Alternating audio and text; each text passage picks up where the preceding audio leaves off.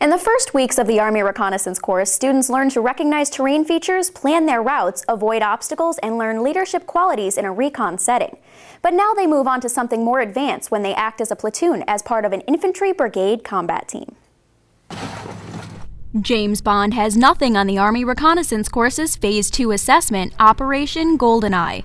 This 96-hour field exercise takes the lessons learned in Phase 1, adds transportation, and a new kind of mission. In Phase 1, everything was an individual movement, individual piece, individualism.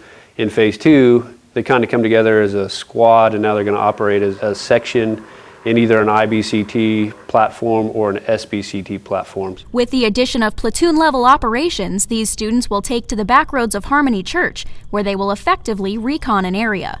Using the lessons they were taught as individuals, they can apply their newly acquired skills to an urban area reconnaissance exercise. An unknown threat out there, they have to go identify where that threat is or who the threat is, and then apply the appropriate combat power to solve that problem. The students conduct a thorough tactical analysis to determine where the enemy could potentially be located. They must choose avenues of approach leading into an urban environment and then report relevant information back to their commander about their observations. They're going to be on a vehicle platform in this phase, so they're going to do a route reconnaissance moving into an urban environment where they got to find a couple of routes to get to this urban environment. All relevant information that a platoon or a squad is going to have to report back to a commander and tell them this is the type of force that he needs to bring, or this is the type of equipment he needs to bring.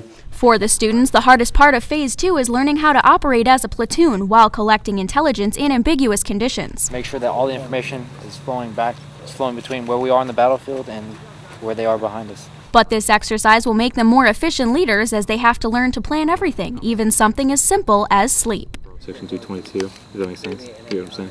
They have 96 hours to do this problem. Typically what we see in the students is in 96 hours, they try to solve the whole problem in one shot. And basically what happens is they get out there and two days into this thing, we forgot to plan for, when we need to sleep or when we need logistics. And so they just run into a wall and start struggling with time and space. Don't realize just how little we know. We get here, we're learning so much every day that it makes us realize just how much we didn't know coming in and how much we're learning while we're here. While the students work on their reconnaissance tactics, they're also learning about a new standardized way of evaluating the Army's leaders, a new technique that ensures that the students retain what they've learned. We introduced the 360 assessment. This assessment allows these guys to, one, not only be introduced for the first time, but professional evaluation of another student. So they assess this guy's ability, his intangibles, based on the outcomes of ARC. And those are the things that we look for. We're standardized here in ARC by our outcomes, not just by the learn and go basis. After the students return from Operation Goldeneye, they will have gained experience operating as a platoon in various mounted platforms and a new way to evaluate what they've learned. These guys were to do their operations while they're working. What does that say about the enemy in this area? The students will receive more classroom instruction as they head to the third and final phase and their final assessment in Operation Blackjack.